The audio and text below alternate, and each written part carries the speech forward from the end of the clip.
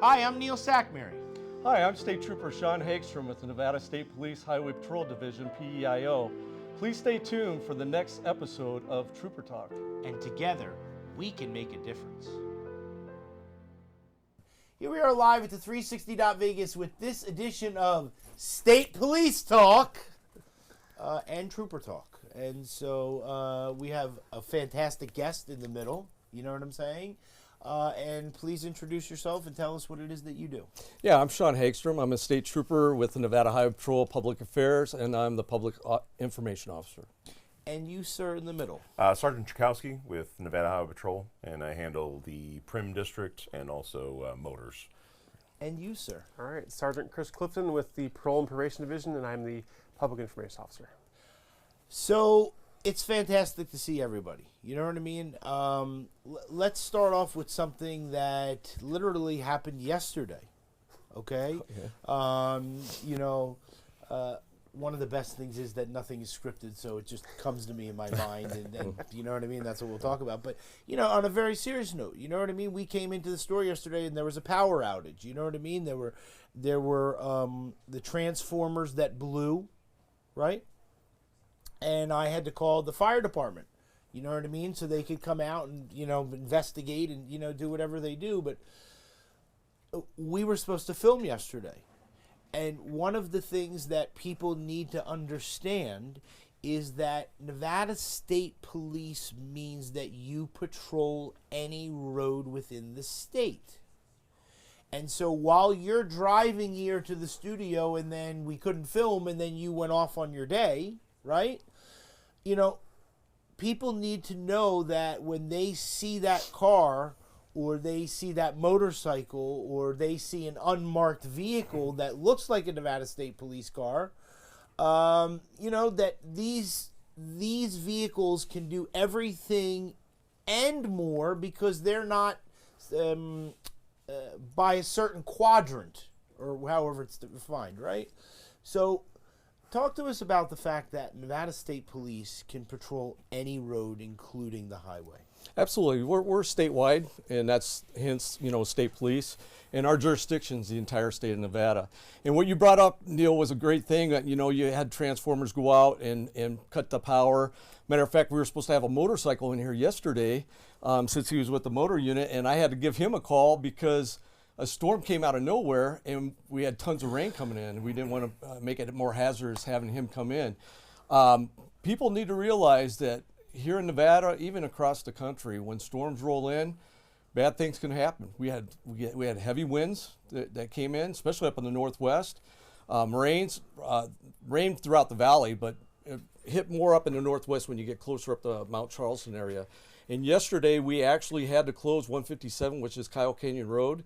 We had to shut the entire road down because we had almost a half a dozen cars that actually went off the roadway up there and started creating hazard. We had road blockage and everything else. And then also 158, 159 up there at Mount Charleston, we had to put the advisory about snow tires and chain usage. And we pretty much told people, hey, if you don't need to get up there, don't go up there because now you're creating a bigger hazard. So people need to realize when we start having rain and climate weather coming in, we need people to slow down. They got to pay attention. A lot of times we'll put it on the DMS boards, the digital message sign boards across there, letting you know the weather advisories and what's going on. But these are things that just happen out of nowhere. Before I came to work, I walked out. My wife had me go put chairs on our furniture out there because the wind picked up so bad and it came in so fast. Yes. And then all of a sudden, maybe a couple minutes later, we had all this rain. And then with rain, everybody getting in a hurry, people don't realize that we don't have as much rain most of the times. We're supposed to average about 4.5 inches a year, right? And I think we've had more rain in the last month than the last 5 years. So, but all this oil buildup and everything that's on the roadways, it makes it a lot slick and uncontrollable for your vehicles. So that's why we're telling people, hey, give yourself some distance, slow down in that traffic, just take your time, leave early, plan ahead. We've talked about this numerous times. Yeah. So we don't have these crashes coming throughout the valley because shortly after the rain started hit, we started having crashes throughout the valley everywhere. I can only imagine. where you are and what you're in charge of, obviously people drive in from California and they think it's the International Speedway anyway, right? But the thing is that we have this weather here that like comes from nowhere and then it's gone. And so we don't want people driving impaired. We don't want people speeding, and we know that they do it. But, people also have to adapt to weather conditions. And so, talk to us about what's been happening, in your area and things of this nature. I mean, you're still catching people at crazy speeds and everything like this. I mean, talk to us a little bit about that. Yeah, the kind of in December we saw an increase in speeds. I think everyone gets to a point where they're a few miles and they come over the hill there and they see Vegas and they see the lights and stuff, and then they get all excited. They're looking at their GPS. They got 10 miles to go, and then they they put the pedal to the floor and go. So we saw some speeds upwards of 124, 126 actually. To where those are obviously egregious, and we need to get those people slowed down. But this month, we're hoping that we can start off the new year and kind of keep those speeds down, or definitely keep those speeds down. And then I know that we're going to be talking about it later, but we did a joint enforcement event over the holiday I believe it was Thanksgiving, and we actually only had reported like 2 crashes on the Nevada side. It was a joint kind of event with CHP, and we were able to allocate some extra manpower to that, and then we were able to keep the speeds down and then keep people from crashing. Which, I mean, no one likes their insurance bills going up, right? Yeah, So, 100%. but yeah, I mean, are you here? Are you from here, Neil? I grew up. I've been here for now 30 years. Oh, well, okay. Yeah, so I've been here for almost about 20 years. Yeah. As well, and I came from the Midwest initially, and if you come from the East Coast or Yeah, you're from you have the benefit of growing up driving in different weather. Yeah. And then here you come out to Vegas and people that are born and raised here, that you may be driving the rain. Yeah, there you go. Yeah, I mean, how many times have you really driven in the rain, like over the course of your entire life? Like not even, I mean, you got that covered in Chicago, or, in the Midwest, you got that covered within a month probably. Right. You look in snow, rain. So when you have people that grow up here and don't really get to drive in the elements all that much, and then you throw some fog at them, or you throw some some downpours, and then it's been crazy. I've had crazy experiences. I'll be driving on I-11 or the 95. However, we're still working through that name. But I'll be riding home on my motor, coming around the Rainbow Curve. It's not raining at Jones. It's a downpour from Jones to Lake Mead, and then it's just sunny skies after that. So it's then that's yesterday. It's like Miami weather. It's downpouring here. It's downpouring here. I left Prim. It's not it's a little cold, but or colder. But it wasn't raining there. And You then, told me the skies are clear here. What are you talking about? Yeah. I said, you don't want to bring your motor down Right. here because it's raining down here. So, So I hop in the car. I'm driving up, and then I hit rain from St. Rose Parkway to about Star or whatever. It's a downpour, and then it's it's just overcast. But then later in the day. What was it later in the day? It's like sunny skies. Yeah, and then no. the That's what wind I'm picks saying. up, Yeah, and- it was crazy So yesterday. that's a kind of message we want to get out is, especially for people that have really never driven in the elements is, that when the roads are wet, increases stopping distance and stuff like that. You're not able to go the speeds that you are normally able to go. And, we want to make sure, because like I said, no one likes their insurance bills, and we definitely don't want, fatalities and injuries increasing just because the road's a little wet. 100%. You live on a further outskirts of the town, not in the town. So there's a couple things. First of all, Nevada State Police, when you work for them as a take-home vehicle, they allow you to live. They don't say you have to live, 5 minutes from here or 6 minutes from here. You know what I mean? They give you some stipulations of how far and things of this nature, but they give you a traveling distance You're able to sign on from your house. You talked about it before where you live that, you've signed on from your house and you had to help someone, 5 minutes from your house, and so you never know. And so one of the best things about Nevada State Police is the fact that they allow you to go to the academy and then decide if you want to go and be a trooper or parole and probation. And then after that, there are so many different divisions and so many different things. And since you've been on Trooper Talk and now we're, just about 4.5 years that we've been filming, you've done so many different things. You know what I mean? So you, even though you're still in the parole and probation, you're doing a lot of different things that you weren't doing 4 years ago. Yep. And so anyway, talk to us a little bit about that. I want to piggyback off what Teddy said here is, I actually, on one of the rural route I live on, there was fog. Okay. And I raised my hand. I grew up here. I don't know how to drive in fog. There was probably 50, 100 feet of visibility, but I had to get home. It's nighttime. It's black outside. My headlights just make everything white in front of me, right? It wasn't very good. Fortunately, I did about 25 in a 55 zone. Right, but that's the point. And that's the point, right? I knew like that, and I kind of hung to the right side too, just in case someone was coming, didn't see the lane line in front of me, right? Like, it's dangerous. You got to watch out what you're doing. I mean, you got to slow down. That's the key thing. You have to slow down.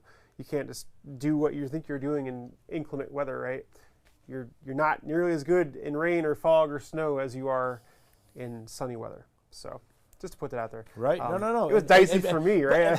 People have to know that on a very serious notion. You know what I'm saying? Like that is a very key message, that fog and that stuff rolls over.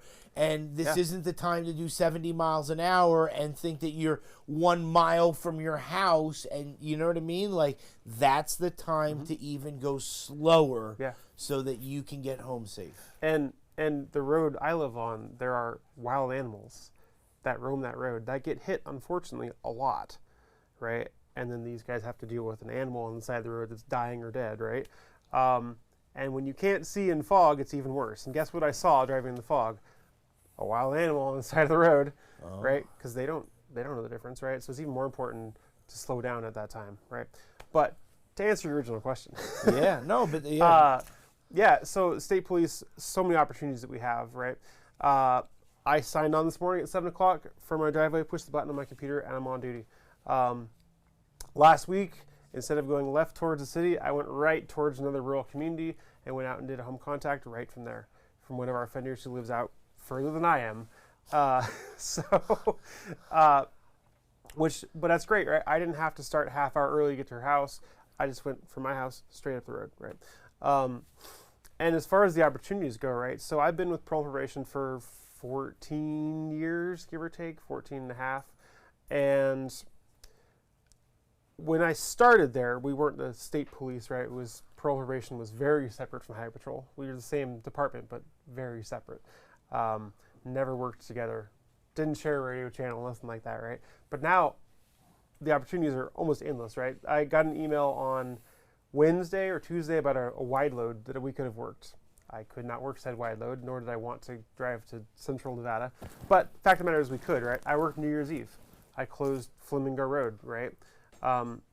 They need help with things, they call us. We need help with things, we call them, right? It's one happy family, right, where we can work together for the same goal, the same mission, right?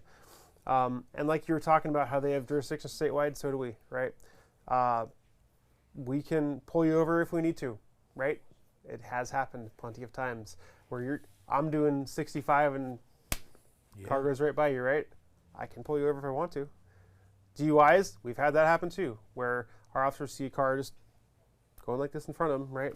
Might be 10 o'clock at night. You're gonna get stopped, right? It's an unmarked car. There are many different colors too, but you're gonna know this there's a cop behind you because red and blue is coming behind you, right? You won't even see it. And what's funny about that is I was driving on 95/11 on Wednesday, right at Ann Road. I'm driving. and I'm probably doing 70, right? And this car just goes flying by me, right? He didn't know that in front of me was a trooper in a patrol car with ghost stickers on it. It was one of the canine units. And guess what happened to them? They got stopped. Yeah. Right? I wasn't going to stop him because he was right there. Worked Right. out good, but didn't even see it, right? You know what's funny is that I watch the TV show I watch that follows the police officers on the weekends. I always think of Sergeant Clifton, and I'll tell you why. Because almost every weekend, it's someone who has a warrant, right?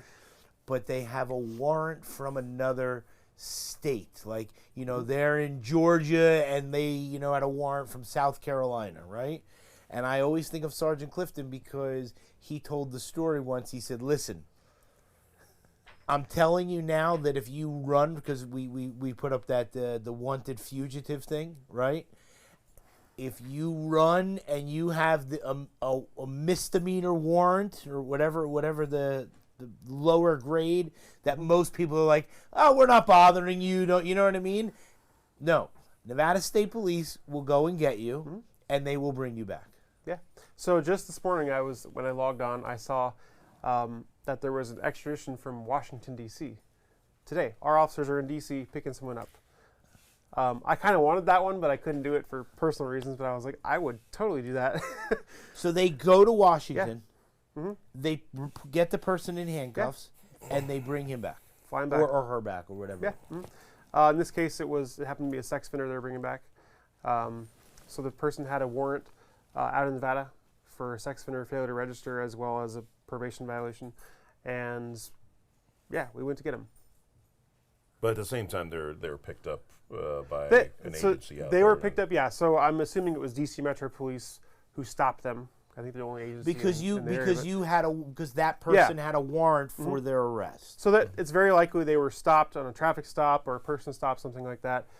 And then DC Metro ran them and said, oh, you have a warrant. What happens in that situation is the officer on scene will confirm the warrant and contacted us. And guess what? We said, hold them. And so we then have usually about 30 days to go get them, depending on the jurisdiction. So yeah, we scheduled a trip and off we go. It's fantastic. You know what I'm saying? I mean, like, I want to get to some pictures, but here's what I'm going to say to you. All three of you do completely different things, but you all do the same thing. Like, and so it's really wonderful because we talk about the law and we talk about forgiveness.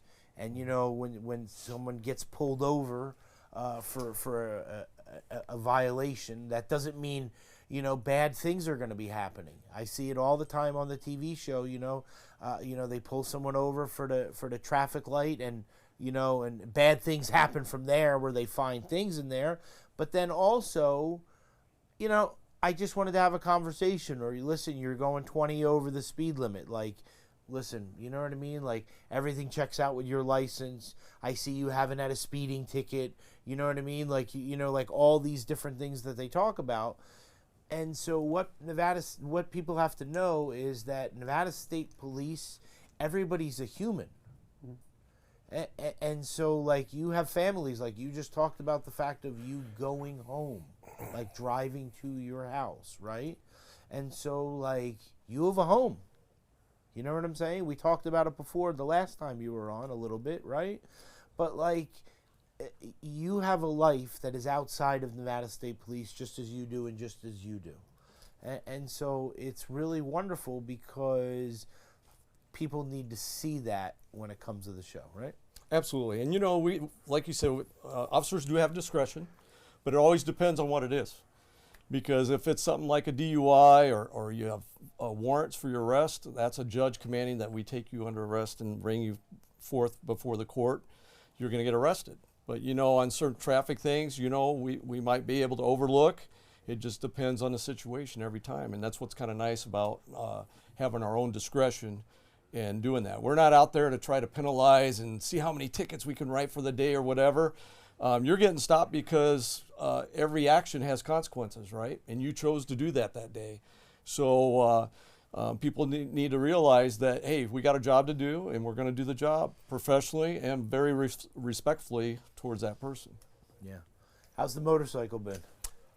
Good. I'm kind of on it. I'm not on it as much, just because with Prim and stuff like that. But I think all our other guys are kind of spread throughout the valley on different squads. So I think probably in the next by the next shift bid, it's hopefully likely that the squad will be getting together and then it will be more of a solid unit rather than spread out. So we'll have more flexibility on different areas, because we initially control pretty much handled the targeted enforcement, and I don't know, we'll talk about that probably a little bit later. Some pictures.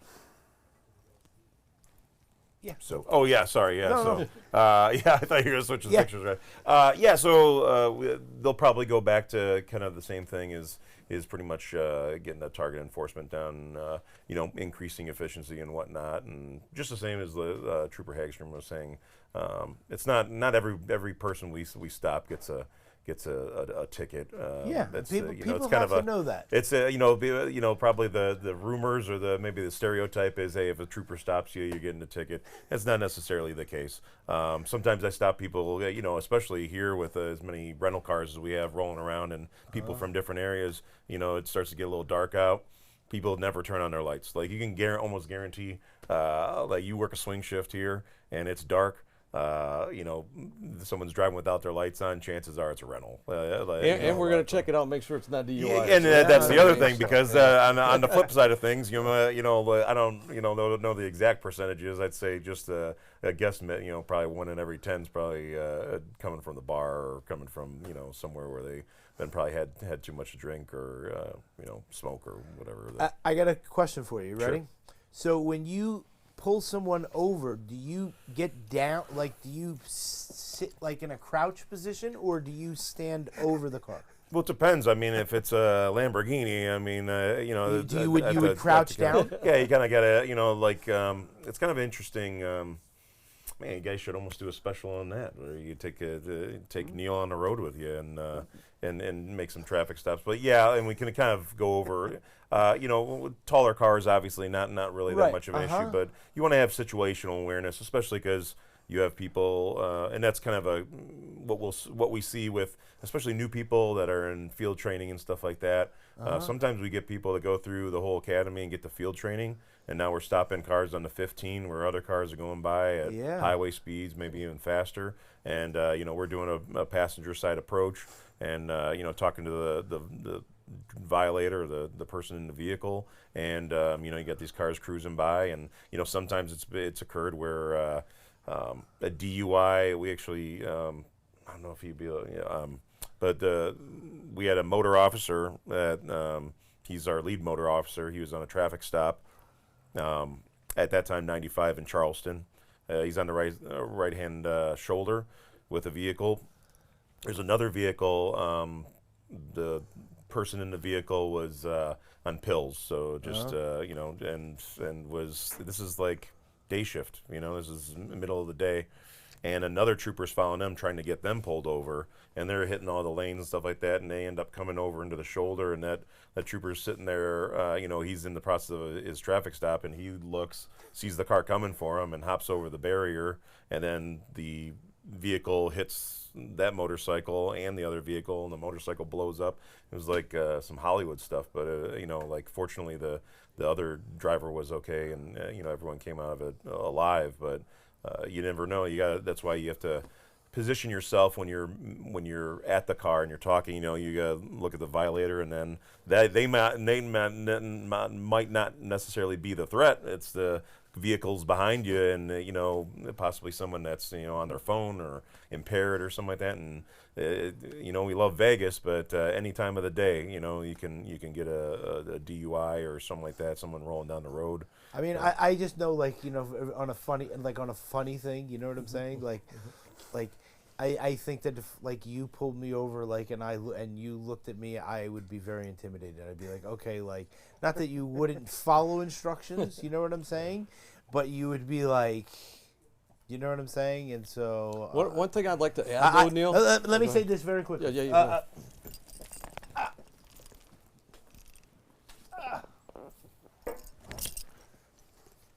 This is Trooper Hagstrom's best friend growing up, the rammer. He did the ramming. You know what I'm saying? Okay. And so anyway, when I think of you, like I think of like that, like you know what I'm saying, like somebody, and so but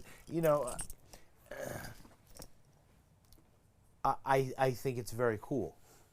You know what I'm saying? And I think that that we need people that when let me think how to say this. We need people that work for Nevada State Police. Big, small, man, woman doesn't make a difference. You know what I mean? But that when somebody looks at them, they have to know that they're there to do business. You know what I'm saying? And so, anyway, I don't know how I got on Yeah, that. and one thing I wanted to add on that, Yes, tell because me. he brought up situational awareness, and he brought up a good story of how dangerous it can be on these traffic Yeah. stops. And we've talked before on the show how many officers and troopers across the nation get killed every year is not by gunfire. It's by motorists, when they're on traffic stops and people not paying attention. And that's why we have a move over law. So when anybody out there, when the public's listening to us speak on this right now, if you see lights ahead, it doesn't matter if it's a tow truck driver or emergency lights. If there's an open lane, always get into the next lane, because we do have a move over law here. And if there's an extra officer out with that stop and they see you not moving over when the officers conduct that business, you're going to get a citation for it. So, and that's just not that we want to do that, but now you're putting other lives in danger. We might have somebody out there doing field sobriety tests because they're impaired. Or that officer might have to make an approach on the driver's side along traffic. And a lot of officers get struck because of people not paying attention, because it's distracted driving. They're on their phones, or they have sun in their eyes, or many different factors out there. So people have to pay attention. If they see those lights up ahead, always move over, because we do have a move over law here in the state of Nevada. I see these officers every single week on that TV show that I watch, and like these men and women are 6 inches from these cars. I mean, like, it's not like, there's 3 feet, we're hanging out and dancing. Like yeah.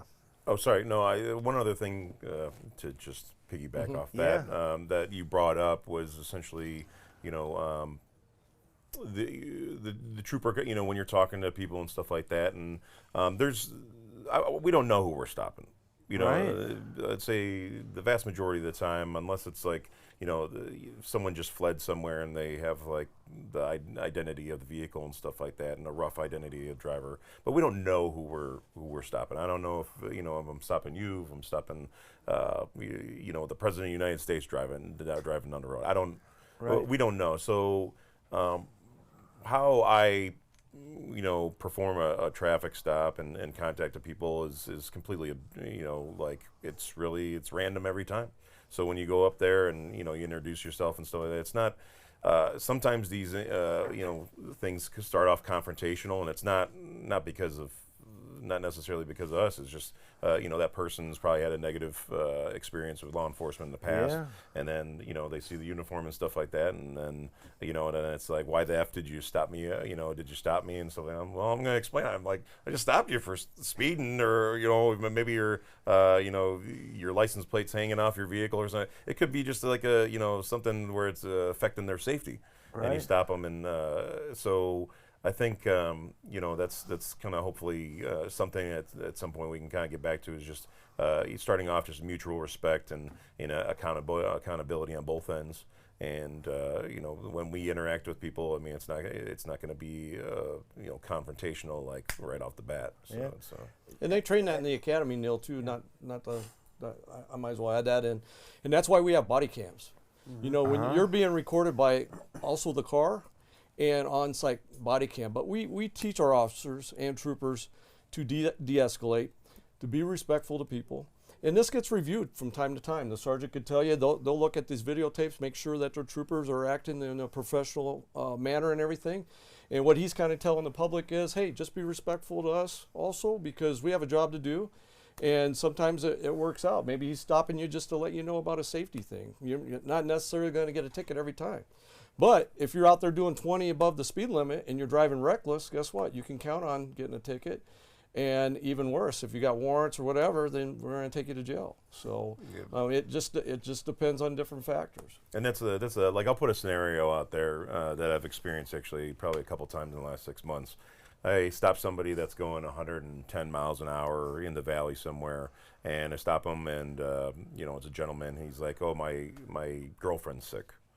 Well, is she sick to the point where you need to be going 110 miles an hour, or is it something like, is it emergency? And that's what I asked. I'm like, it's an emergency to them, of course, right? Right. But I mean, how emergency services will get there a lot faster than you can. So if she's sick to the point that she needs to go to hospital or something like that, then probably she should probably call an ambulance, because I'm sure we've had those cases or across the country where someone's doing that, they're trying to get home, or where their significant other should be calling the police, and they call them, and now you create this other reckless situation where they never even make it. Like, it's already challenging enough.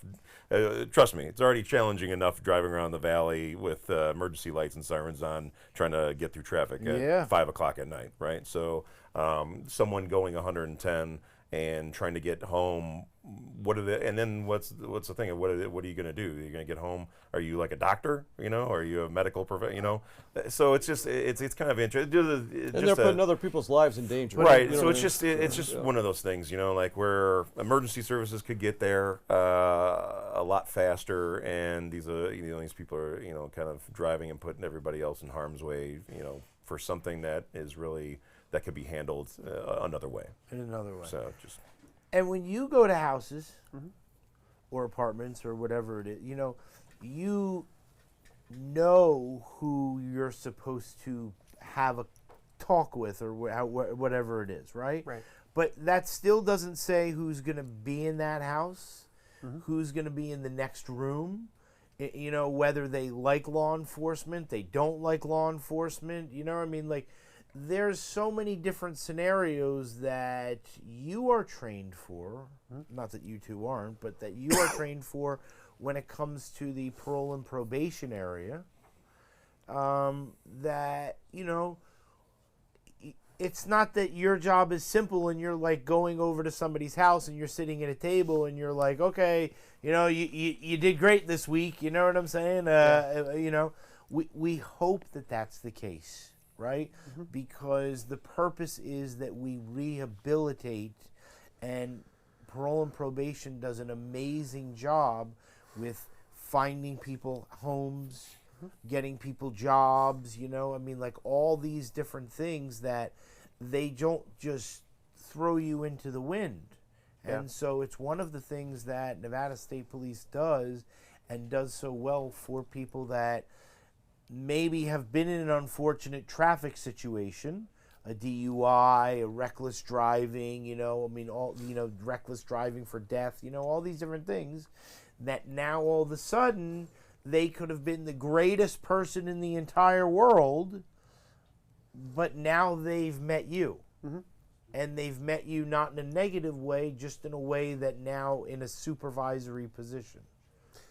Yeah, just yesterday, actually, I was reading a report from one of our offenders, and it was Highway Patrol made a stop, and it was, I don't even know what the stop was for, but the driver was pulled out of the vehicle, and as the driver comes out of the vehicle, a baggie with a white substance comes out, and then a pipe is there, right? So they get arrested, charged, convicted of the possession of controlled substance, right? And now they're ours. The big fundamental difference between us at P&P and then Highway Patrol is that when I go to a house, generally speaking, I know who's going to be there. I know that they're either a felon or a convicted person, right? I usually know who they live with, right? Because we ask them every month they see us, who do you live with, right? That does not preclude people from having friends over. It does not preclude them from moving or just lying to us in the first place, right? So when I go to a house and there's 6 people there, like there are here, right? And you're the guy on probation, and these guys, who are they? Right? I need your names and social security numbers, please. Date of birth, so I can run you, right? That happens all the time. If you listen to our radio channel, you hear people being run, and sometimes the dispatchers get a little angry with us because we say, I need to run 4 people, please. They don't like that. But it happens, right? Because we need to know who's there. And sometimes when we run people, guess what? The tones go off and they have a warrant from somewhere. And then we have to arrest that person at the house, which is completely unrelated to the job that we're doing there, right? But it happens. I can't speak for Highway Patrol as who they run when they get a car. They stop a car, they're probably not running the entire car usually. But we're doing that. We run everybody in the house because we need to know who's there, because our job is to make that person's life get back on track, to make them a better human being and a better citizen for the city and the state, right? So it's important that we have this information, and it's important that we have it accurately and honestly, right? That's what we tell our offenders, just tell the truth, right? Tell the truth and we'll help you get better. If you keep lying to us or trying to deceive us, no, we can't work with you. So, and we will go out of our way many times to do things for people that is above and beyond what we're required to do because we care, right? And I can say that's true for them too, right? I have seen troopers on their back changing a tire on the side of the road. Do they want to get their uniform dirty? Not really, right? But they do it because they care, right? They're helping this old lady who stopped. Maybe FSP can't come, maybe they're busy, I don't know, but they will help them, right? That's the state police way. It's the right? best part about the Nevada State Police. Yeah. You know what I mean? All right, you ready? Sergeant Clifton, we need to get a picture of your ranch or something on here. How about Johnny on track? Oh, man, I would love it. I would love that. We tried to even get him slip in a motor picture. You know what? You know what? Maybe I'll get a picture of him on the tractor, and we'll just I'll just tape it there or something. We So have he has to have it. a picture to use. We have his Mustang and my Mustang and the two of us. Oh, We could do that. we could do that. We could You do could do that. And then stick Johnny's face right in the middle. Yeah, good idea.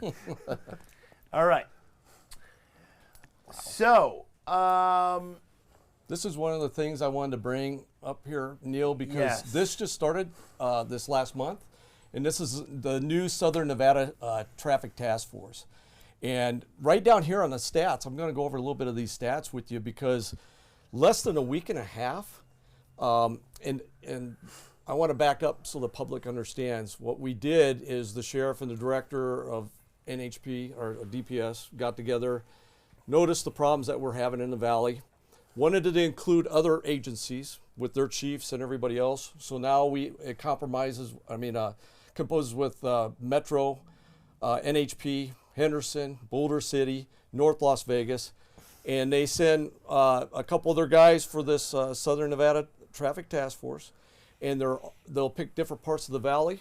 A lot of it is that is data driven, and the reason it's data driven is we need to put them in place where we have most of our serious crashes, where we're having high speeds, where we're having traffic light violations throughout the valley. So they're going to put them in different areas throughout the valley. And just within a week and a half, they had 13 arrests. 9 of them were DUIs. Wow. 2 other arrests and another arrest, and then they towed 13 vehicles. They did 1,536 traffic stops, total stops, and the majority of this got cited. You know, they got 1,100 in speed alone. You could see some of these other ones that they brought up. Some of the biggest ones that we have, like in school zone, 76 speed enforcement in school zones. You know, it's posted everywhere with the lights and everything. When you go through those areas, it's like 15 miles an hour. That means that people are, doing 25, 30 miles an hour disregarding the speed in those areas. So this is just in a week and a half with this joint task force. And what's nice about this, and I'm already starting to see a lot of these speeds slow down. Even when I'm coming on 215, this is starting to make a good dent in our valley. But also this month we have joining forces, and we've talked about joining forces, and that's bringing everybody from multi-agencies working together. And what they're doing is this month is about speed, so it kind of works out. And the month prior to that, they focused on impaired driving because we had the holidays, right? We had December, at the end of December through January, we had all the holidays. Well, Joining Forces was working on impaired driving. Also, the traffic task force came out. and we had that helping out with the valley. So it was like doubling up on our traffic in the valley. So this is maybe permanent. There's no end in sight for the Nevada Southern Traffic Task Force to go away. So they're going to be in different parts of the valley, all over the valley here, enforcing all traffic and hazardous violations throughout our valley. And it's going to be a tremendous thing for us. And I brought Sarge here in here to talk about it a little bit, because right now he is the sergeant for motors for Nevada Highway Patrol, and he has a couple people assigned. We're also going to have Sergeant Ross Miller. He's going to be taking over the motor unit in the future. We're going to bring him on and maybe his motor, and we're going to talk a little bit and kind of get updates on this Southern Nevada Traffic Task Force. And it's a great thing, Neil. And we're gonna bring more of these up, once a week, to kind of show how the stats are going. And it's going to be on social media too. This is fantastic. And what people have to know is this, that the old days of putting one of those $99 radar detectors in your car and trying to drive down the road and wait for this thing to beep, beep, beep, beep, or whatever it is not 2026. And in 2026, you have this thing called LiDAR. And so you can see down the road. We've talked about it before, but I want you to go explain what the LiDAR is, so that people understand that when they are driving down the road and they want to do 110 miles an hour because they think it's a straightaway, or they don't see the bridge for a half a mile, this makes no difference. And so explain to us that, then explain to us about this. We know, because of all the years that you've always come on, we know you love your motorcycle. You know what I mean? And so it's something that you really love. You love to drive your motorcycle or ride. I don't know if it's drive or ride. But ride. You know what I'm saying? But we know you love to do that. Like, it's a very big passion for you. And so talk to us about those couple things. So first I'll hit on the LiDAR. So we do have LiDAR and radar, and there's some confusion in that, actually, when we stop people and like we're doing events like this, and people don't really understand what the capabilities of each tool are. Radar just shoots a beam out, and then it ends up taking, it's essentially a beam out. And then when you have a group of cars, it pretty much catches like the fastest car. So there's a lot more visual estimating that goes on with the operator of that. On the other hand, LiDAR is a beam that it's a direct beam that goes out. The one LiDAR that's being used there is a magnified optic. So it's a monocular with a magnified optic, and it shoots out a beam, and then the beam refracts off the car and then comes back within milliseconds. And that gives you the exact, or the speed plus or minus 2 miles per hour. So, and that's why, whenever we issue citations, they're always 1 to 10, because the speed's also changing as well. So you can actually, that has a option, or it has an option on the LiDAR itself, where you can set it, or it has a setting where you press the button and it'll just keep shooting a beam out. And so you can hit the car probably about like 3 or 4 times and get the speed as it's changing, as it's getting closer to you. With the magnified optic, it works out extremely well, because it's like 10 times magnified, so we can be able to call out the color of the vehicle, the make, model of the vehicle, if you're up on those, the make, model of the vehicle, and then all the way out to about 2,500 feet. So pretty much even though they have those LiDAR detectors and the radar detectors, they'll go off that one time, but the one time is all we need. It's too late. So it's already right. This is my point. So like, people have to know that, like, Nevada State Police, and we're going to touch on this from your end. but Nevada State Police has the best technology, right?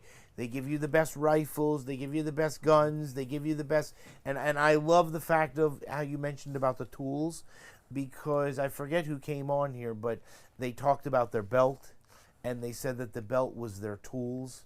I forget who that was, right? Because that these are tools that I am able to use depending on the situation, just like the LiDAR. People have to know that we want people to come here. We don't want people speeding. We don't want people with this impairment. And so doing these things, people have to know that doing these things that are supposed to enable you to speed and do these type of, it's too late, just like you said, right? It's too late. They got you. That's the end of it. And so when they pull you over and they look at you and they go, "We got you," the game is over, right? Yes, and that's the just like you said, we want people to come here, visit, and we always get an influx of travelers, enjoying the Strip and what Las Vegas has to offer, but we're not to the point yet where every car is full self-driving, and we're not there yet. Even though we're especially Las Vegas and the Valley and Clark County, they're doing they're forward thinking with that.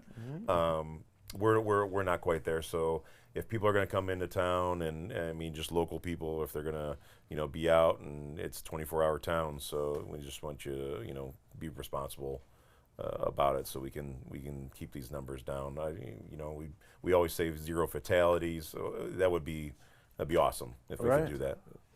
Unfortunately, that hasn't been the case yet, but maybe someday we get the other things that let's say we have self-driving vehicles at some point, and maybe these events aren't necessary, but right now they're very necessary, because just the numbers are, we don't like seeing people get hurt, and like I said, and then the financial aspect of that as well. Yeah, and Neil, I'll add right now, just where we're at in January, just the highway patrol alone, we've already had 3 fatals.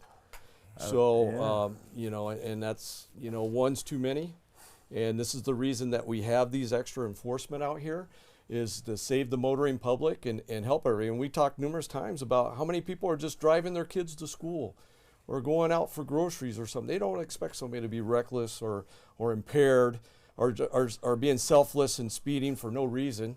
Like I said before, there's always consequences to your actions. And if you choose to do that, whether it's I'd rather see somebody get a ticket or heavy fines or a car towed than you killing somebody or severely injuring somebody and taking them off the road and kind of changing their whole life. And I was just going to bring that up, that people can be driving, right? And, for whatever reason, they could have road rage. They could, the great song comes on and they want to, hit the gas, all these different things. But people have to know this, that we've had 3 fatalities already this year. And we're not talking about those 3. We can talk in a generalized setting, okay? And in a generalized setting, if someone is found guilty of whatever driving, reckless driving, no reckless driving, speeding while driving, like DUI, whatever it is, and that results in death, we talk about the fact of, I think when you were here the last time, we talked about, like, what is jail like? No, we talked with Sandy Haverly. Yeah. Because I asked Sandy Haverly, I said to her, have you been to jail? Right? And she looked at me like, oh, I said, not you personally, right? But like, have you been to the jail? Oh, it's disgusting. The smell is horrendous. You know what I mean? Like, they give you 1 slice of bologna. You know what I mean? Like, all these different things that people have to know, that everybody wants to have fun. Everybody wants to have laughing and joking and all these type of things. But there's a time and a place. and the time and the place is not the roadways of Nevada. Right. And if you know, like I looked here, you know, child safety, and you know, like you talked about the school zone. I mean, there's all these different things that you talked about. The fact that there were, you know, somebody got arrested. He had a little bit of white thing, baggie with a little bit of pipe, and like that's the end of the game, right? And so, like, all these different things are negative connotations that they end up to see parole and probation. And once someone is on parole and probation, maybe after they've left prison or jail because they committed this crime of death or whatever because they drove so fast, right? That they then have to come out, and there's stipulations. It's not like all of a sudden you're out of jail, out of prison, you're now on parole and probation, and you know it's all honky dory. Like, people have to know these type of things, and they have to know that Nevada State Police is very stern when it comes to this. It's this is what the deal is, and this is what you will follow, or you got out early and you will go back. Yeah. Done. Yeah, so I'll say it's not even just DUI death. It can be DUI substantial bodily harm as well. So if you, for example, if you're driving drunk and you have your kids in the car and you crash and you hurt your kids, you're going to get probably child abuse, neglect, or endangerment and DUI substantial bodily harm. That can easily lead you to jail and then probation or parole. If you end up killing someone, it is a mandatory prison sentence with subsequent parole. If you are let out on probation, which is pre-prison, right, there's going to be conditions on you. You're probably going to have to wear an ankle monitor for your location 24/7 for a set amount of time. You're going to be in alcohol monitoring. You're going to be going to counseling. You have to find a job and pay all these egregious fines that you incurred from your DUI as well, because upwards of $10,000 for the first one usually, and a lot of times it's not the first one, so it's even more money. A lot of conditions that you have to apply. If you end up being sent to prison and get out on parole, you're not on parole first, you're on the 305 program, which is an inmate program. So that you're still an inmate of the state of Nevada, so you're still technically belong to Department of Corrections, however you're released to the community. You have a bracelet 24/7 so we can monitor your GPS at all times, okay? And we do that. We have officers working 24/7 who get notifications when someone is outside of an exclusion zone or inside an exclusion zone, or they tamper their bracelet dies, things like that. So when that happens, an officer comes to find you and says, knock, knock, why is your bracelet dead? Or knock, knock, what are you doing? Why is your bracelet showing me a tamper, right? And that happened actually recently, where the Highway Patrol came out to help us at midnight or 1 o'clock in the morning, whatever it was. And the offender ended up slamming the door in our face. So they came out with their cars with megaphones and stuff and called the offender out. I don't know how long it took to get him out of the house, but you know, that that happens. But point is, you're going to be on this 305 program for a year, 18 months, sometimes 2 years, where you're constantly on this ankle monitor that, by the way, you're paying for. It's about $12 a day that you're having to pay for this, okay? You have to go to mandatory classes. It's not fun. I've talked to a lot of these guys. We have a group which comes every Tuesday to our office where we offer a counseling program. And once they get towards the end, they are so done. They're like, I just want to be out on parole, get this bracelet off of me, right? And they understand, because a lot of these people are regular people who are not career criminals. It was literally their first offense where they were driving drunk and they seriously injured or killed someone, right? Terrible decisions, but now you got to deal with it, right? And once they're off 305, they're on parole for a period of time too, right? So they see us for 3, 5, 6 years, right? It's a long time. You can test the alcohol from the monitor. You can.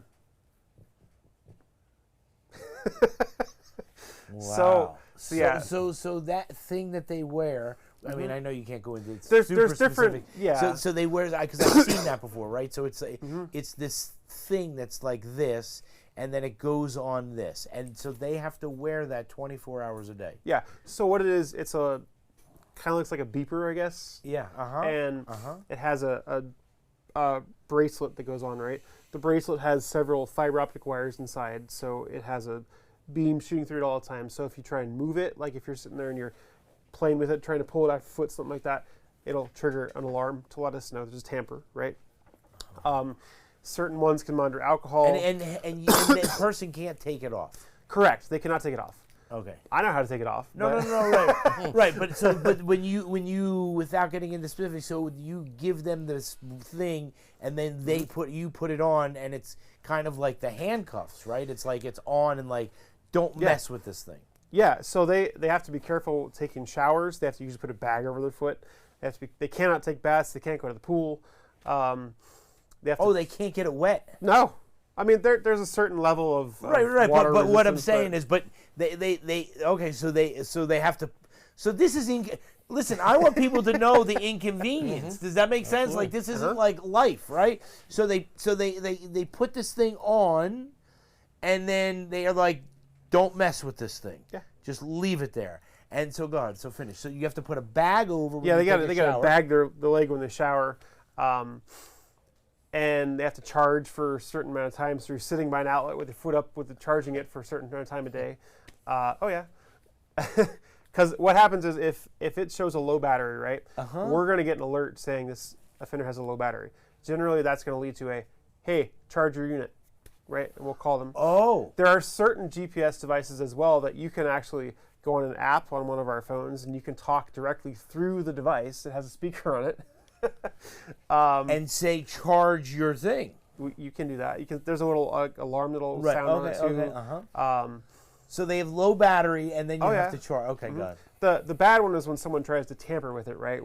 And we know What do they do? immediately. They try to cut it with the scissors? They'll try and cut them with scissors, which you need tough scissors, but you can do it, right? But as soon as we get the tamper alarm, it's making a phone call to our on-call officers who will be like, what's going on, right? And they're usually on scene pretty quickly because when there's a tamper, it's let's go, right? And it knows a tamper versus a total strap cut, right? Because I know you can't go into specifics. Well, I was going to say it's okay. It's okay. Like what? Let me just say this to you because I don't want to get in because I don't. People have to know that when the troopers pull you over like this, or they do this type of the Southern Nevada Task Force with the motors, okay? Let me just say this, that people have to know that there are very bad consequences if you do bad things. yes, And it's not simple. So we don't want people speeding. We don't want people doing impairment.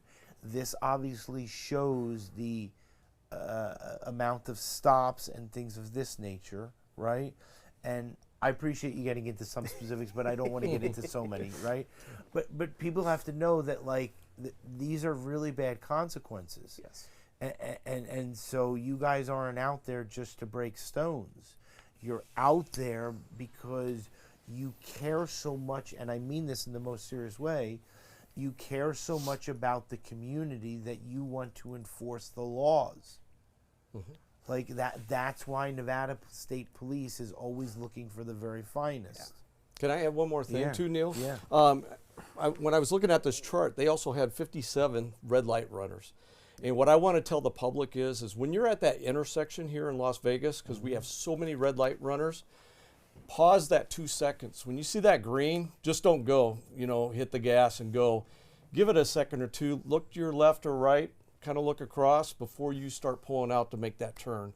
That could save your life because, a lot of these intersection crashes are from people. We just had one yesterday out by, it was 160 by the 15. And we had 2 reports from a third party that this person ran 2 red lights and ended up crashing somebody. Even though they were trying to make a turn, it's almost like a head-on collision, correct? So just be mindful before you pull in that intersection. When you see that green light come on, just pause that extra 2 seconds if you can before you just pull out. And it could save your life. And that's just one thing I want the public to know. Hey, matter of fact, Neil, I wanted to put this up because guess what today is? It's January 9th, right? Yeah. It's Law Enforcement Appreciation Day today. So I wanted to get that out, and this is just showing officers across across our nation, even Yes. here in the Valley, men and women Yeah. who use their bravery and courage to go out there every day and make sacrifices with their own families to make sure it's safe in our communities. So if you see an officer today, say thank you. You know what I mean? And they go That means way I out get to give all above you and another beyond. hug. You know what I'm saying? Absolutely. So no, but this is what it's for, and nationwide we're celebrating January 9th is always Law Enforcement Appreciation Day, which is today, Neil, that we're airing it. So Fantastic. And we noticed the picture right here. we couldn't get his motor on, so we had to Yeah, I got supplement some a pictures few there. pictures so. of them. Right. So. The thing is that we always talk about the fact of before Trooper Wellman, before she became corporal. You know what I mean? But we've had a lot of women from the lieutenants, from new recruits, to Louis' mom and Louis' wife. You know what I mean? Like all these things, right? That one of the greatest things about Nevada State Police is there's men and women. Mm-hmm. There are sworn and unsworn. And, we always talk about the fact of, from the parole and probation side, the men and women that are unsworn, what tremendous jobs that they do. From the trooper standpoint, we always talk about the fact of, the front office, when you go to the Nevada State Police office there, that there's men and women there that, deal with the fact of, I got in a crash, or I got into this, or what do I do, or who do I talk to, or, you know what I mean? And so it's such a wonderful thing that one of the first things that you discussed today, which is to just be cordial. Like, there's so many times that I watch that TV show, and so many. It's like it's even worse than the thing of that. These aren't my pants, right? Like like I happened to just put on somebody's pants that had drugs in them. You know what I'm saying? But the thing is that it's even more. It goes to a point of like that. We see so many times that people talk themselves into tickets or whatever because they don't want to be cordial. And so what people have to know is that whether you've had a bad connotation with law enforcement, that doesn't mean every officer. You know what I mean? Like, something may have happened that day. There's so many different things that people have to know that all law enforcement are humans. They have families. They go home at night. I always say that, one of the, and I'll get each of your thoughts on this, but, that's why I love all the things that Nevada State Police does, where they go to all these events and everything like that. Because, like, you're just a regular guy. You know what I mean? And so, like, when you come here and stuff like that, it's very nice. And so people need to just be nice, and especially on Law Enforcement Appreciation Day. If you see an officer, maybe they don't want to hug you. I respect that. You know what I'm saying? Some officers don't like to shake hands for whatever reason. You know what I mean? Most of them will do a fist pump. You know what I'm saying? And even if they don't, and they don't want to touch you, that doesn't mean that you can't say thank you very much for your service, because it does mean so much to them. Right, and I think what is it like? It's like 0.24% of the population, or 0.0024% of the population are police officers. It takes a lot to get to this point. There's a lot of there's a lot of good things. There's a lot of sacrifices. I worked just as an example. Just working all the holidays. Where you miss events and stuff like that. You miss events. You miss sometimes. If you have little kids, you're gonna miss possibly sports games and stuff like that, because you're working graveyard or can't wake up, or you're working working the weekend and whatnot. So there's a significant amount of sacrifices that come with the career, but it wasn't forced. It was Yeah, all so that's- voluntary. we chose so to do this. Yeah, we chose to do this. So we kind of knew that it was coming down the pipe, right? So you go to the academy, and it's not like everyone gets weekends off. You know, as soon as you get out of the academy, you know, you're rocking it on graveyard weekends off or swing shift weekends off. But we try and do as many. You know, this picture right here is from a career day that we went to, and you know, just kind of get interact with kids, especially younger kids and stuff like that. You know, sometimes we'll interact with with kids and stuff like that, and they're scared of us. That might be a thing. You know, you go interact with some families, and the parents are like, "Oh, you better behave, or they'll arrest you." And that's kind of a that's always kind of a I'd say just annoying thing that occasionally happens with the public. It's just like it's not my job to raise your kids. You know, like it's not if your kids are interacting with the police on that enforcement level, then you went wrong somewhere. You know, in raising them. So. But we just, I mean, the preferred thing would be to be nice. You don't have to be super nice, like, you don't have to bring me flowers or anything like that, or give me a donut. That's the thing. Give me donut receipts, or gift certificates when I stop you. Like, let's just have this interaction. I don't know you, you don't know me. And we'll kind of take it from there. This is the reason why I stopped you. But that's the thing is, like, you say, okay, yeah, you caught me. That's not like a typical reaction, right? It's not gonna, when we stop somebody, it's just, I clocked you on LiDAR going 98 and a 65. Oh, okay, well, I wasn't going that fast. How fast do you think you were going? Well, I was going 65. Right? So, there's a lot of stuff like that, and not just like why, but there's the accountability that has to take place, and self accountability, and like you said, you have it. Right, you just, I mean, you got some. Just please listen. You pulled me over, like you got me. Like, what am I supposed to say? You know what I'm saying? Right. Like, but I screwed up. You know what I mean? Like, you're right. The song came on, and I was blasting down the road, and So there's some members of the community that they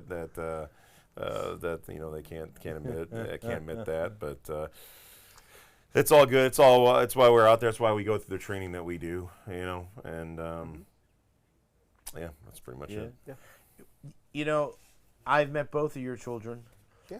As soon as they were born, and like, he comes right over, and it's very exciting. And I know that you have to leave sometimes, the kids and the horses and all that type of stuff. Mm-hmm. And so, but you find balance. Oh yeah. You know what I mean? And so let's hit on the fact of, from a recruiting standpoint, that's what people have to know. Mm-hmm. Like Nevada State Police allows you to become a parent. They allow you the flexibility, like all these wonderful things the state provides you.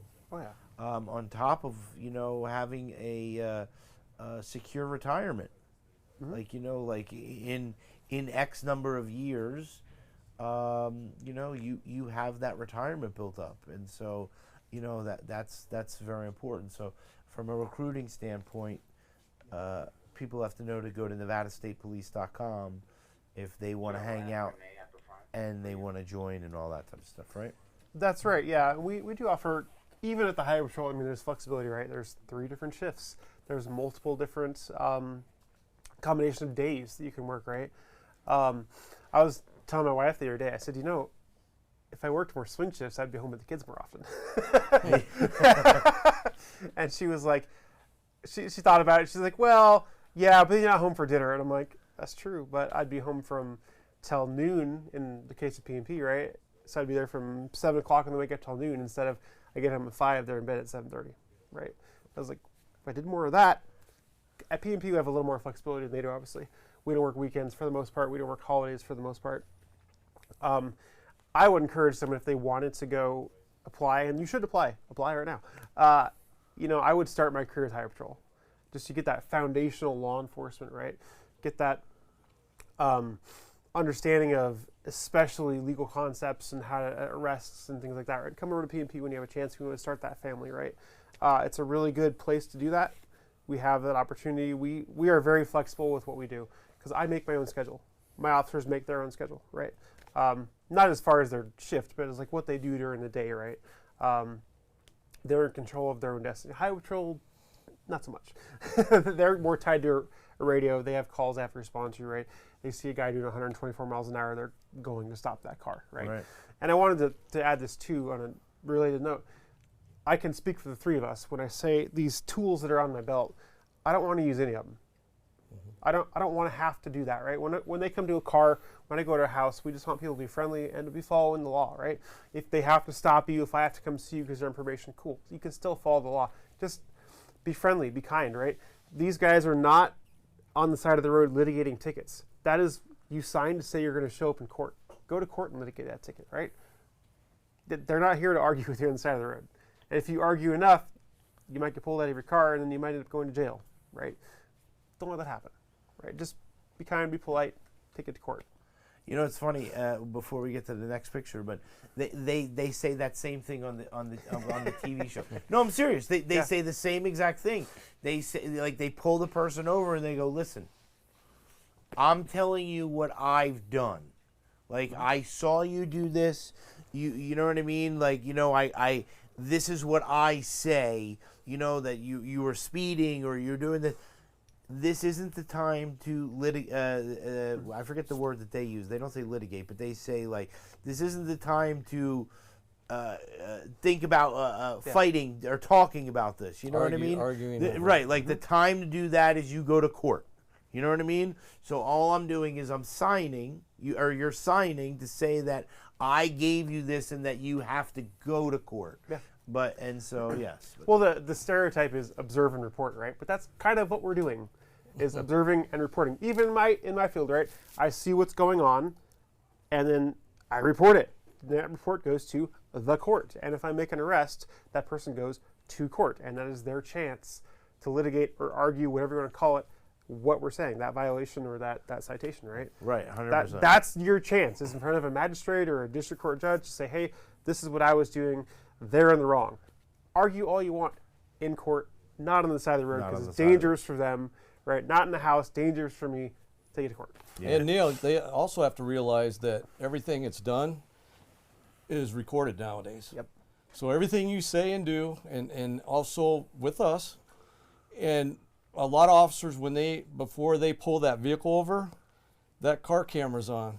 Yep. So if you're DUI and you're all over the road and they're like, oh, wasn't me, or let's say they're trying to catch up the speeder and you can see the patrol speed with everything else, you know, and especially when we clock somebody, let's say other than LiDAR, let's say they're using radar, they already have that locked in. It goes on the camera. It's showing that driver's what he was doing prior to the stop. Yep.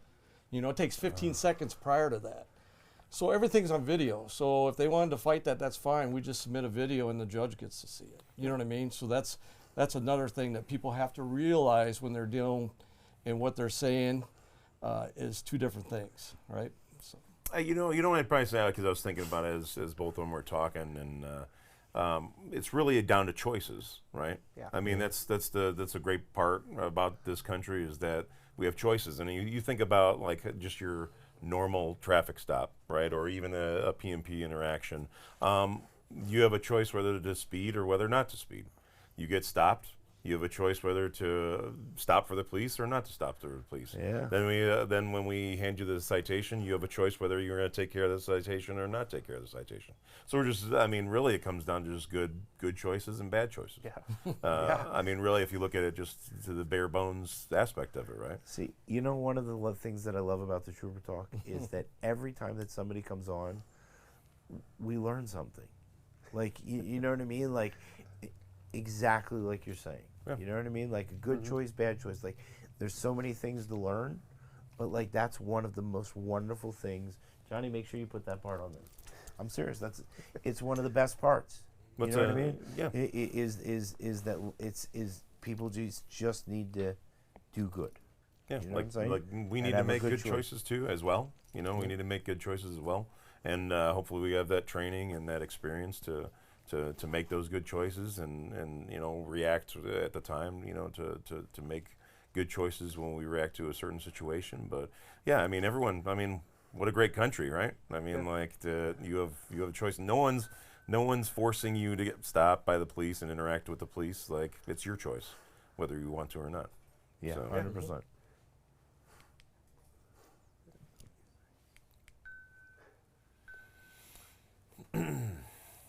Neil, I wanted to add this photo in here.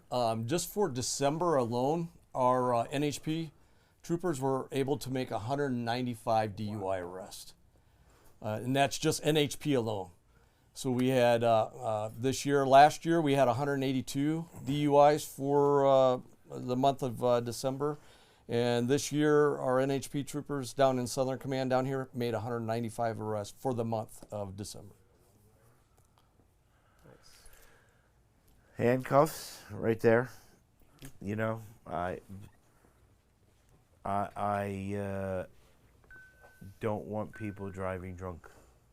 I don't want people driving impaired. I can't take it. You know what I'm saying? And we're thankful for you guys being out on the roads. You know what I'm saying? Absolutely. Some good pictures, huh? Yeah. Cool. You know what? Sergeant Ted here sent these photos, and I had to put them on today because they're fantastic. You know what I mean?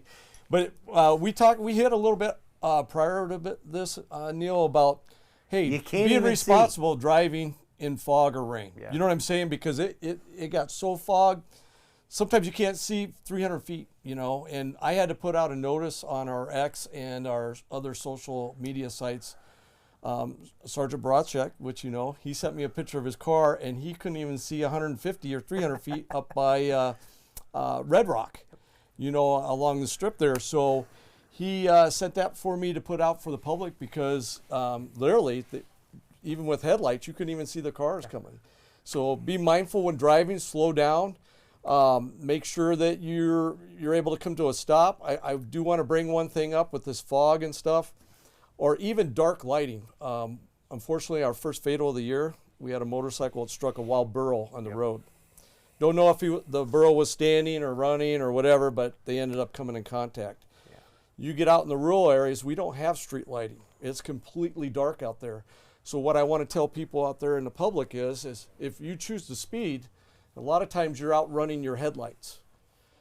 You want to keep within where you can see your headlights, even with putting your brights on, right?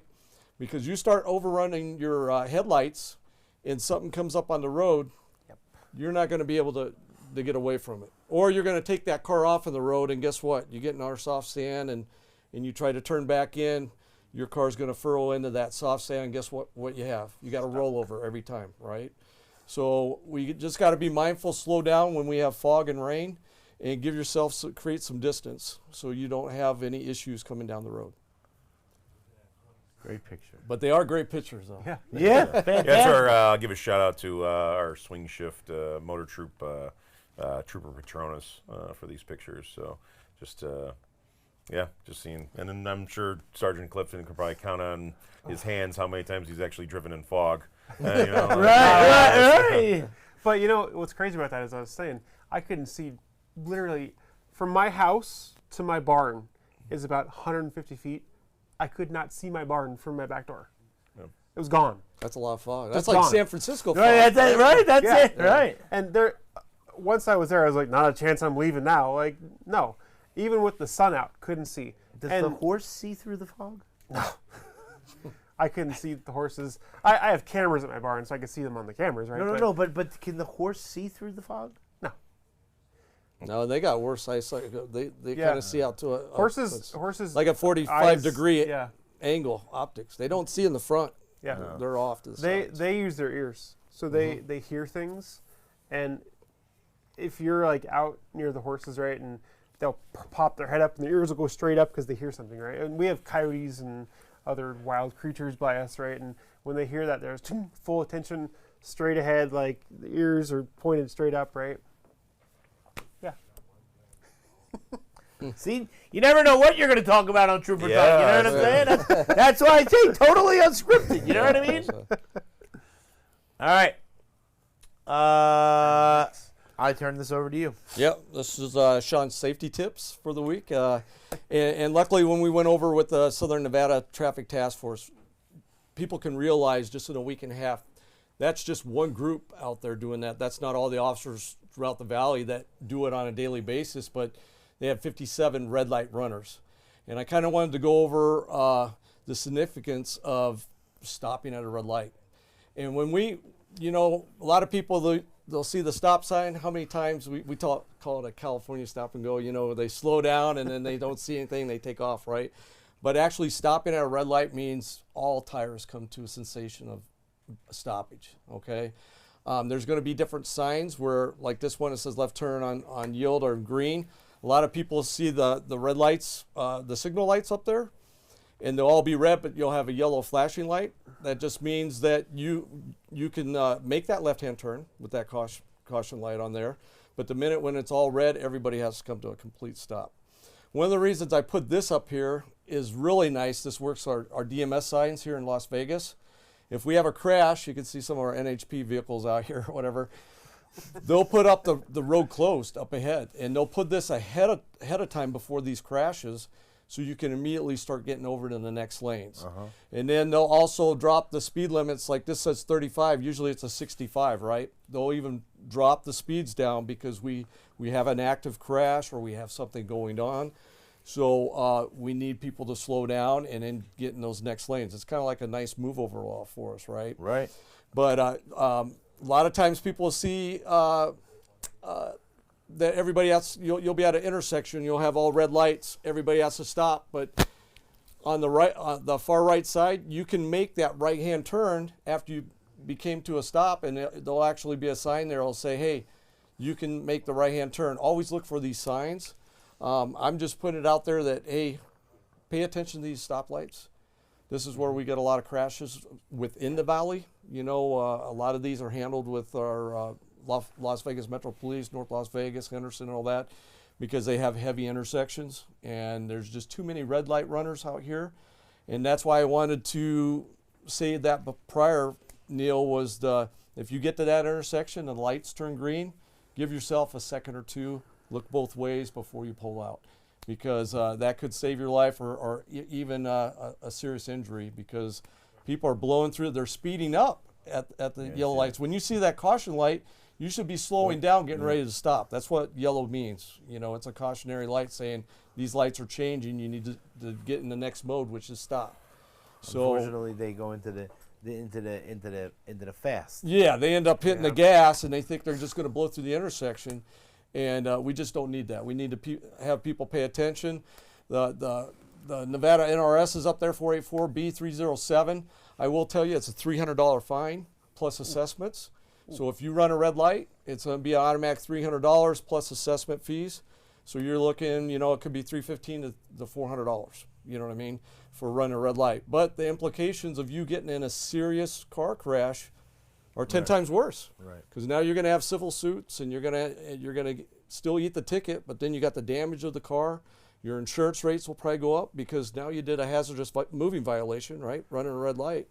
So people need to take into account that there's a lot of things that can happen just from you getting in that one crash because you didn't want to pay attention to a red light or speed up and try to get through there. Unbelievable. And then points on your license. Absolutely. Yeah. Four demerit points. 4 points. When you got 12, we've talked about this before in reckless driving, you can lose 8. Right. But this is a significant amount compared to other, like a stop sign or anything, because this is a hazardous violation. Red lights, run red lights. So you lose 4, and you get 12 out of your license for the whole pointage. You'll lose 4 points for that. And then what happens to your insurance? Yeah, then it's going to go through the roof again. Yep. Nobody wants to pay higher insurance. No one wants to pay higher. We're the highest in the country, so that's you got to think about those things. And the more crashes that create in this valley and everything, especially in Clark County, because we're the highest in the nation, we're just going to be paying more fees because guess what? They're just going to tack it on to us if we keep getting these crashes. Because you got to understand. I have never seen a state, I don't care if it's LA, New York, or I've never seen so many personal injury attorneys.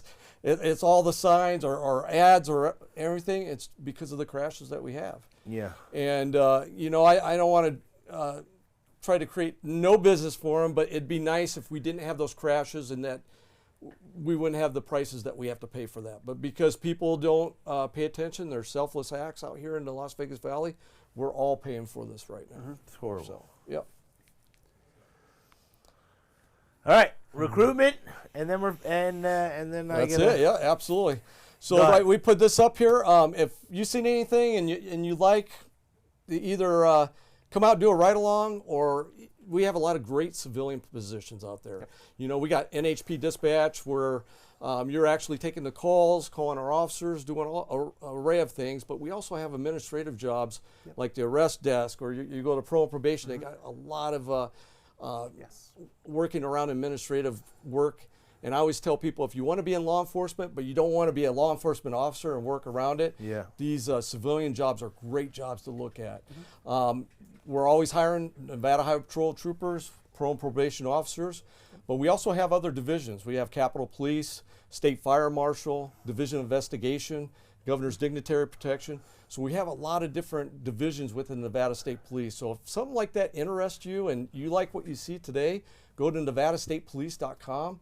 And we'd love to have you put in and kind of see what we do. We love it. Right? Oh, yeah. It's great. Great job. Great career. Absolutely. All right. So, you know what that means. Here's what I'm going to tell you. That I appreciate all three of you gentlemen coming in. You know what I'm saying? Like, it's really, really important. It's really something that we need to discuss. You know, your area is so important. You know what I'm saying? And so it's just so important. You know what I mean? So thank you very much for coming. Sergeant Clifton, we're going to be seeing a lot of you because Louis is on vacation for the next couple of weeks. And the only other thing I would just like to say is that without going into specifics and without saying anything, while we were filming, you received a phone call from something that is of a high priority for you to take care of. Correct. And so And we could talk about it because this is going to air this next week. Unfortunately, we got our fourth fatal today. They're working on it right now, and it's what is it, 15 Spring Mountain? 15, yeah, Spring Mountain. 15 Spring Mountain. It involves a pedestrian. Yeah. So now we're at our fourth fatal already, and we're in not even middle of January already. So unfortunately, we're not even in the middle of January actually, and we got 4 fatals, and that's just for NHP alone. We're not talking Metro or other agencies around the valley. That's just our agency. We're on our 4th fatal today. So please, everyone, just slow down. Fog, rain, you know what I mean? All these type of things. Yeah. Gentlemen, thank you so much. We'll look towards here, and then we'll wave, okay? All right, see you later.